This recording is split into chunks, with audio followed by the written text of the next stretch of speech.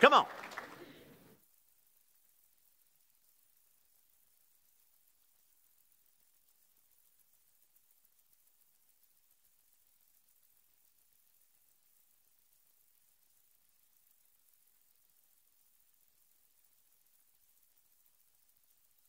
Everybody, want to say again, happy Mother's Day. It's so great to see all of you mothers here, be able to celebrate you, and just to be able to have this wonderful Sunday.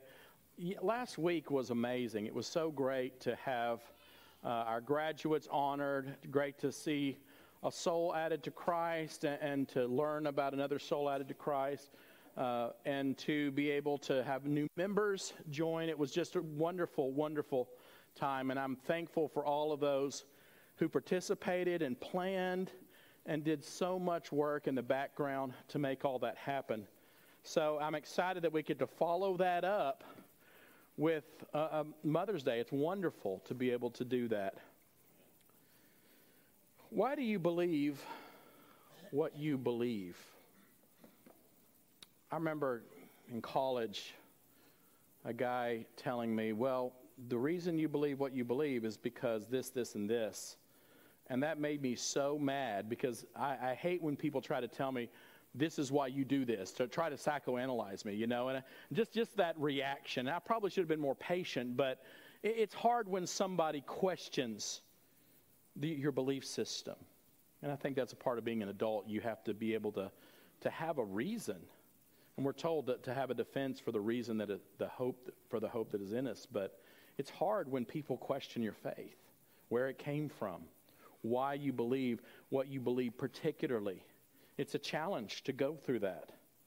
But the thing is, there are people who have ideas about faith, and some of them are interesting. A lot of skeptics have said that there's a part of your brain that has to do with belief, religious belief or belief in the supernatural. And there have been studies about people who believe that a person's health might be impacted or affected when there is prayer involved. In other words, those who are prayed for, there might be benefits to knowing that someone is praying for you. And there's a lot of ideas about where belief comes from and what happens when we have this belief. We know that people who are believers tend to have better marriages in general, right? Studies have proven that monogamous marriage amongst Christians is often better, even though you still have a divorce rate. There's an improvement of overall happiness with faith and belief. But there's faith and belief, and then there's life-changing faith. There's faith that really makes a huge difference in people's lives. And I think sometimes we don't realize how faith really does impact every aspect of our life. I want to talk for the next few weeks about life-changing faith, because I think it's important that if we're going to have faith, it matters. It should matter, especially when you're taking young people off and sending them into the world. Their faith should really be the driving force behind everything that they do. It should be everything for them, their faith in God and their belief in God. It should impact their lives more than just where they go on Sunday mornings or who they worship on Sunday mornings. And to start with this conversation, I think it's very appropriate to talk about how mothers bring a life-changing faith to all of us. And when I say mothers, I know not everyone has a godly mother or grew up with a mother, and I know some people, they have church moms, and some of them have both. I think the more the merrier. The more people that you can learn from and learn from their example, the better your life is going to be as a Christian and as a person of faith. But motherhood is always sort of connected with faith, at least with godly mothers. And I think Mother's Day is a way to celebrate that fact that mothers indeed have a great impact on our faith and our life in the Lord. It matters when moms give us faith, give us that confidence in who God is. But what is it about motherhood that creates a life-changing faith in us? I want us to read from Hebrews chapter 11, starting in verse 8. There, you don't really see a lot mentioned about motherhood in the Old and New Testament, but you see a lot of examples of motherhood having a huge impact in our world and in the Old Testament and the New Testament. And so when you see the example of motherhood, there's a lot of evidence about the influence and impact of mothers throughout the time. And in particular, there's a woman whose faith really has a continuous impact on us today. Her faith and her raising of her child, and she only had one, really made a huge difference in everything that we practice and believe today. And that's Sarah. In Hebrews 11, starting in verse 8, we see this little passage about faith. By faith, it talks about all those who came before the New Testament, and by faith they did all of these amazing things, and they trusted in God. And it says here that by faith Abraham obeyed when he was called to go out of the place which he would receive as an inheritance, and he went out not knowing where he was going. I mean, he is a guy, so that's kind of, bad joke, I'm sorry. I got booed for a joke one time when I preached. If y'all really feel the need, if it's really bad, you can just boo me. He said he went out not knowing where he was going. By faith, he dwelt in the land of promises in a foreign country, dwelling in tents with Isaac and Jacob, the heirs with him of the same promise. For he waited for the city which has foundations, whose builder and maker is God. By faith, Sarah herself also received strength to conceive seed. And she bore a child when she was past the age, because she judged him faithful who had promised. Therefore, from one man, and him as good as dead, were born as many as the stars of the sky and the multitude, innumerable as the sands which is by the seashore. The faith of Sarah, who walked the same steps as Abraham in faith, and built a legacy of faith through her motherhood that still affects us all today, shows us what life-changing faith looks like through her raising of Isaac. So what does life-changing faith look like in a mother? Well, we answer the question in part when we look at what a godly mother's faith can do when her faith exceeds her limits. A godly mother's faith teaches us to trust in the promises of God. You saw Sarah, who believed in the promise. Now we know about the laughter. That's why Isaac was named Laughter. But ultimately, Sarah believed God, that even though she was way beyond the childbearing age, she believed that through the promises of God, she could have a child. And of course, it took a while for her and Abraham to get there.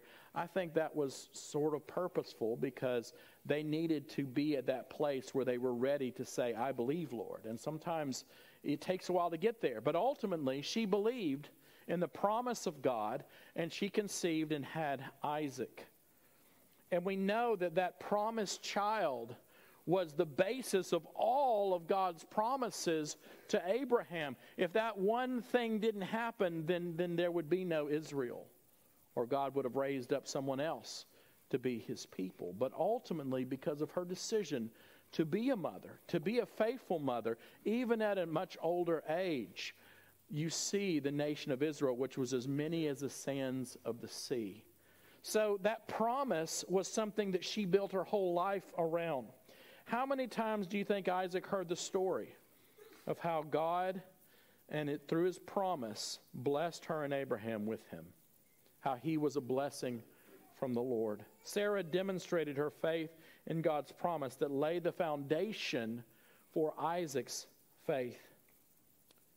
My mother taught me faith every day. I might have gone to Sunday school Sunday and Wednesday night church, but every day my mother taught me about faith. My dad is a great example of faith and love and faithfulness, but it was my mom who was there at home teaching me all the time, showing me what faith looked like in the things that she said and did. She showed me what was good about this world where God is always present. And because of that, I went into ministry. Because of that, I'm here with you today. I have my mother to thank.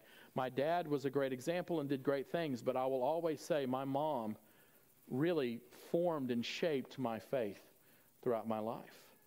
And because of that, because she taught me about God's promises, I believed them, and I still believe them today. That's what godly mothers do. They continue to affirm faith in their children every day.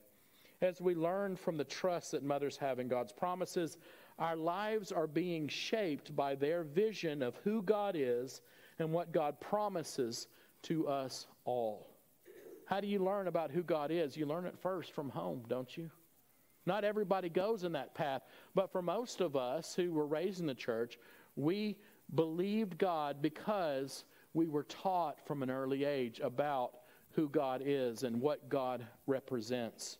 And it was continually affirmed in the promises that God gives us. And so 2 Timothy verses 1 through 3 through 5, and I know you're familiar with it, you see Paul reaffirming Timothy's faith. And it says, I thank God whom I serve with a pure conscience, 2 Timothy 1, 3 through 5. As my forefathers did, without ceasing I remember you in my prayers night and day, greatly desiring to see you, being mindful of your tears, that I may be filled with joy. When I call to remembrance the genuine faith that is in you, which was dwelt first in your grandmother Lois and your mother Eunice, and I am persuaded is in you also. Paul identified Timothy's faith as coming from his mother, coming from his grandmother. I can say with all assurance, Loretta is the godly woman that she is because of her grandmother, because she took her to church, because she encouraged her even when she didn't always go to church growing up. Her grandmother continued to take her and encourage her and support her. I thank her grandma all the time, even though she's been long gone, for instilling that faith in her, because she has blessed so many people through that teaching that she received. That's the way faith works. And Timothy really had two women in his life that shaped and formed the foundation of his faith through the promises of God. So many of you have that same faith through your mother or your grandmother and continue to receive the benefits of that teaching and that encouragement. And so many of you are doing that with your children today, and I commend you for it. A mother's faith changes the course of our lives by teaching us that God's promises are true, with a consistency and teaching that stays with us forever. You know, it's no accident that the majority of teachers in any congregation that teach children are women. You ever thought about that? I mean, we have male teachers here for sure, but where would we be without mothers and women who teach class and have taught class for years, who devote themselves to kids? I watched the graduation for the Rainbow School, and Linda and Cindy just pouring their hearts into these children. And I just was thankful to be a part of it and to see how the kids light up with the two of these ladies. They're not their kids, but they treat them like their kids.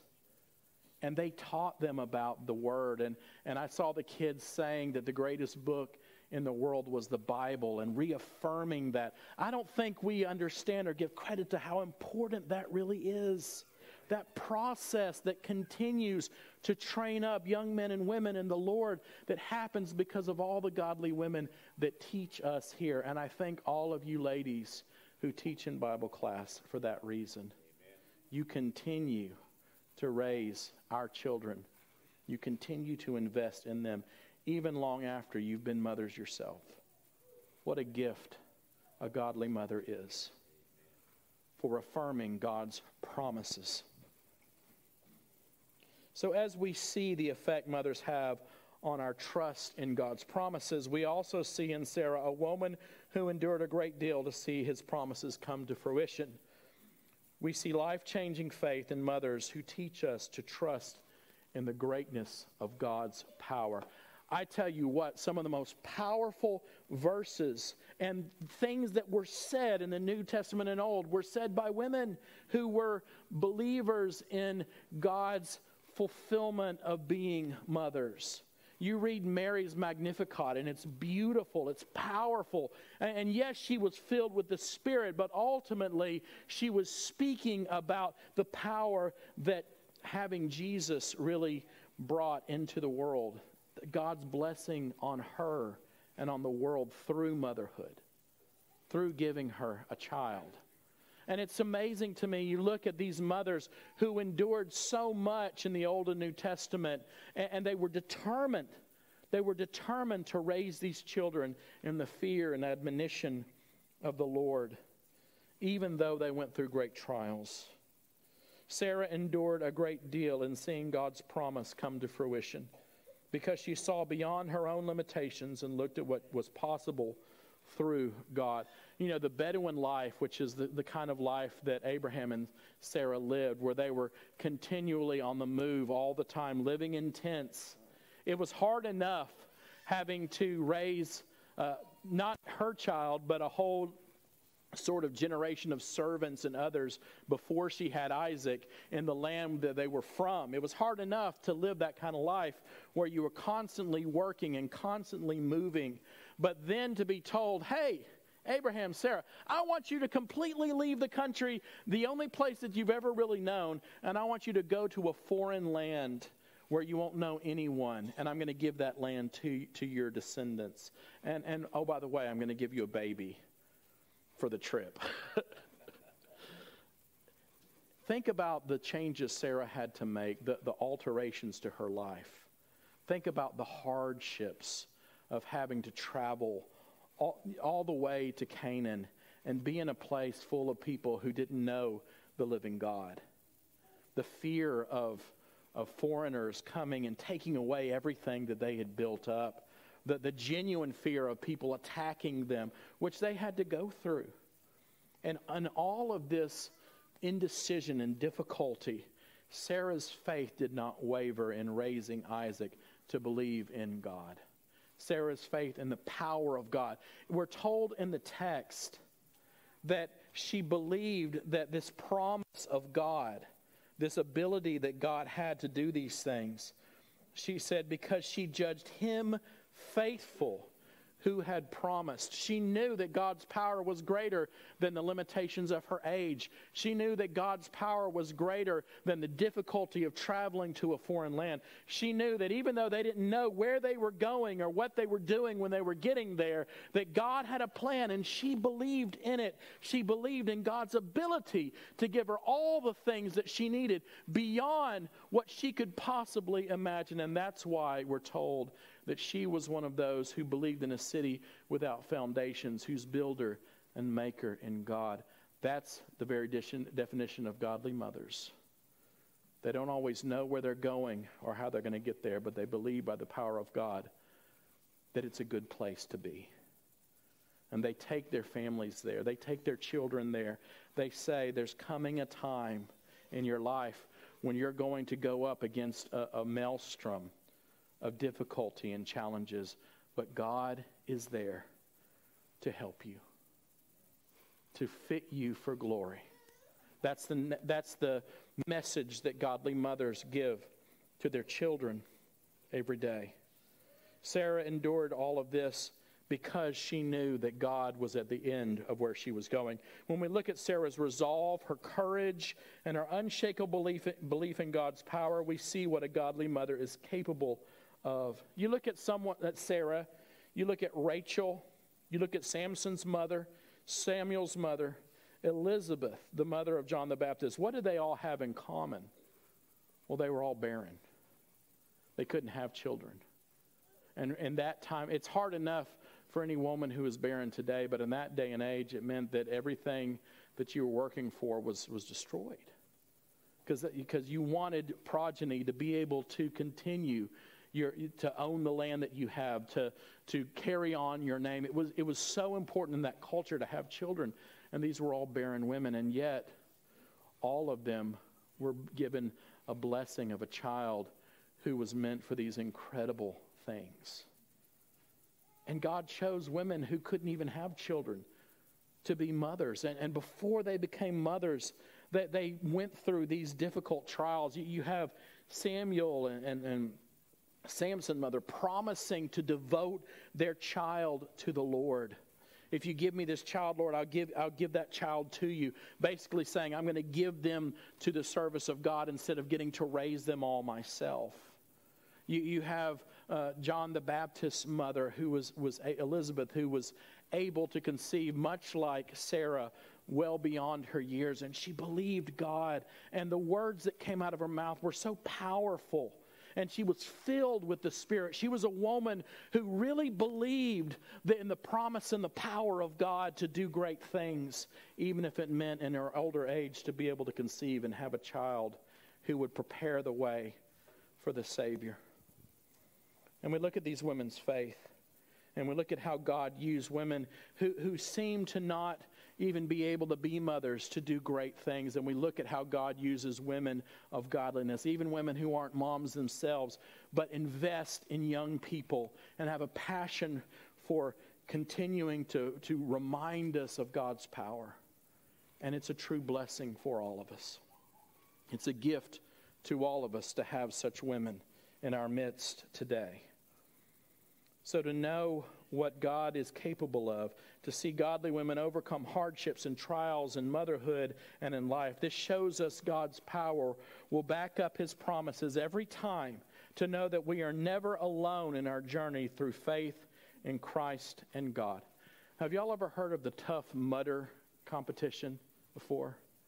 Basically, they do this really hard obstacle course, and it's all covered in mud. And it's gross, and I will never, ever do it in my life because I hate mud. But I've had friends who have done it before. But I'll tell you this, there is nothing as tough as being a mom. It's a real challenge to raise children in this day and age, in any age. It's really hard to teach your children the right thing. It's really hard when your kids fight back against what you have to say. It's really hard to instill in them faith when the world wants to pull them away and take them away, when sin is always right there and they're always trying to teach their kids to do the right thing and not say the wrong thing and not do the wrong thing, and mothers who second guess themselves. Am I doing the right thing? Am I being a good mother? And what happens if a child goes the wrong way? Does that mean I made a mistake? And all of these struggles and all the things that mothers do, and I just think, because they trust in the power of God, they're able to do that. But it is the hardest job in the world to continue to inspire faith in children. It's such a challenge, and I'm so grateful for the mothers who do it. So we see through the Hebrew writer that Sarah showed a faith in motherhood that teaches trust in God's promises and in the greatness of God's power. What we see is Sarah's faith trails down from generation to generation is a map for faith and promise that leads us to a better place. A mother's faith then teaches us to trust in a bright future. My mom always said, Michael, someday you're going to marry a great woman, and I'm praying for her now. And it worked. Good job, Mom. But she also told me a lot of other things that would happen in the future. She supported my decision to go into ministry. She supported my decision to become an author. She still supports me today. My mom is one of my greatest forms of support because she believes in a bright future for me. Mothers believe in a bright future for their children, and not just to be successful, but to be successful in the Lord, to know the Lord and to seek the Lord, and to do something with their lives that can really change the world around them. Every minister, every elder, every deacon, every servant, they had a mother oftentimes who taught them and trained them and showed them the right path that ended up becoming a part of their future. And so many godly women of service and faith and all the things they did had mothers who taught them and showed them the way forward. Promise keeps us going, but it is seeing a future where faith builds our lives that ultimately makes a mother's faith life-changing. You know, children dream of what they want to be in the future. I want to be an astronaut. I want to be a scientist. I want to be an English teacher. I want to do all of these other things. But mothers have far more influence in what their children are. becoming. They show the way. Sarah showed the way for Isaac to walk. She showed the path for the future. It affected and influenced him later on in life. It stayed with him. When we look to our future as God's people, a story like Sarah's demonstrates to us that a future with God is always bright, and that dream is the gift of godly mothers. Luke chapter 1, verses 39 through 45, I mentioned Elizabeth before, gives the proclamation that Elizabeth made when she met Mary. Both of them were pregnant. It was a little awkward because even though they were cousins, there was a big gap in the age, and both of them were pregnant at the same time. The people in town must have been going, okay, one of them doesn't have, hasn't been married yet, and one of them is really old, and they're both pregnant at the same time. It's weird, right? It was kind of an odd thing that was happening. It was miraculous, right? It was not the norm. And so you see Elizabeth and Mary getting together. And in verse 39 of Luke chapter 1, it says, Now Mary arose in those days and went into the hill country with haste to a city of Judah and entered the house of Zacharias and greeted Elizabeth. And it happened when Elizabeth heard the greeting of Mary that the babe leapt in her womb, and Elizabeth was filled with the Holy Spirit. Then she spoke out with a loud voice and said, Blessed are you among women, and blessed is the fruit of your womb. But why is this granted to me, that the mother of my Lord should come to me? For indeed, as soon as the voice of your greeting sounded in my ears, the babe leapt in my womb for joy. Blessed is she who believed, for there will be a fulfillment of those things which were told her from the Lord. Here was a woman boldly declaring the future for Jesus, boldly declaring the future for the world. She was a mother filled with the Spirit and filled with an understanding of where the future lied. So many moms do that today. They give us a vision of what the future holds. They say, in a world full of sin and brokenness, you can be different. Your life can be better. You can marry a godly spouse.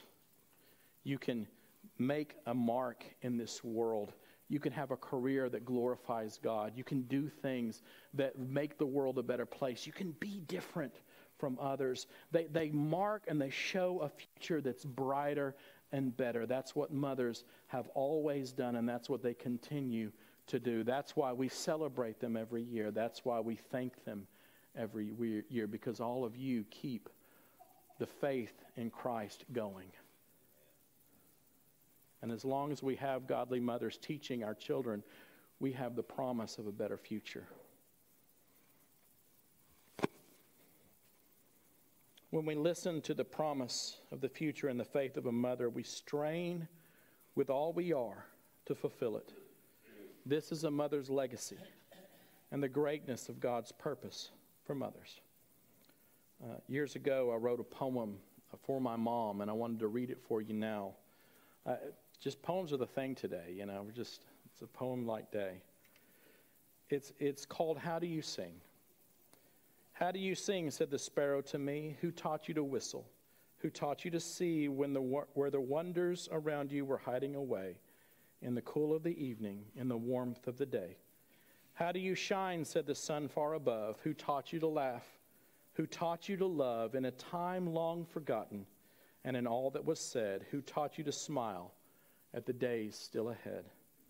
How do you grow, said the grass at my feet, who taught you to walk, who taught you to eat, who taught you to listen, be thoughtful, and speak, with kindness and patience, to be gentle and meek.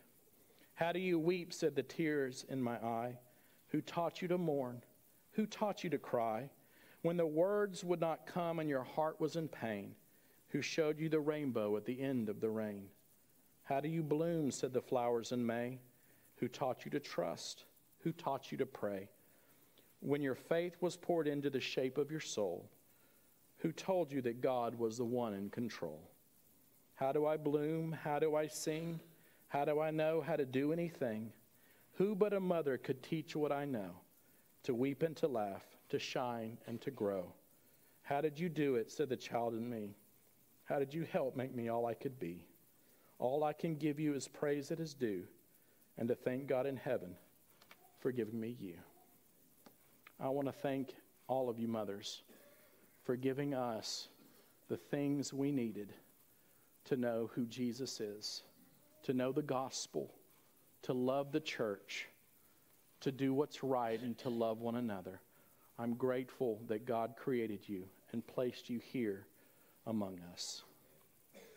If you need to be baptized into Christ, I know that one of the things my mom taught me often was how important it is to have a relationship with Jesus. If you haven't obeyed the gospel of Jesus, please do. Follow Christ with all of your heart. Give your life to him today. Be baptized into Christ so that he can wash away your sins. And if you've lost that passion that godly mothers gave us, if you've lost that joy in your salvation, today you can come back, be restored and encouraged. You can ask for the prayers of the church. Whatever needs you have, please come forward now as together we stand and sing.